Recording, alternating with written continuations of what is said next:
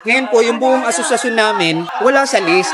Kaya sabi ko, unfair po na inasa nyo sa LTFRB. Bakit po? Ang listahang hawak ng LTFRB is franchise owner. Kami ho sa DSWD, ang role lang ho namin dito is ibigay yung financial assistance. Hindi ko iaasa doon. Nandito ho ako kasi kakausapin ng LTFRB para masigurado na yung mga wala sa listahan nila, maisama sa listahan nila. Para pagka bumalik namin kami dito, kasama na kayo sa listahan nila. Basta lihitimo ho tayo. Kasi yung sa mga listahan po na sinabit namin ng LGU mismo, hindi po lumabas. Hindi, ganito, hindi ko kaya kayo sagutin kasi sa DSWD ho ako. Kami tagabigay lang ho ng tulong, LTFRB gumawa ng listahan. Huwag ho kayong mag-alala, ganito ang magiging solusyon namin.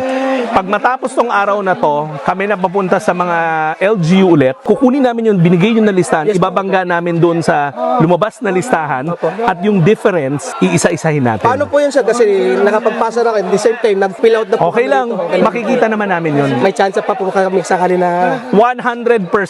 Ganito gawin natin. Anong joda ba yan? Ano inimurutan niya? Malita na balit siya. Ganito. Hindi ba lumabas sa lista ng Wala. ibang lugar? Hindi, malita na balit siya sa kailan ako. Bigyan ko kayo listahan. Mayroon dyan mga taga-LTFRB kasi sila ang gumawa ng listahan. Susubukan nila hanapin, pero pag hindi mahanap, ililista nila lahat, babalikan namin kayo. Ipunin nila ng ipunin, babalikan namin kayo. Mabilis lang naman yan. Ang anunsyo namin, driver, or kung ikaw yung operator at ikaw rin yung driver. Pero yung operator lang hindi. Yung operator lang po, hindi pwede. Kayo ba yung driver din? Hindi po. O hindi Ano lang talaga?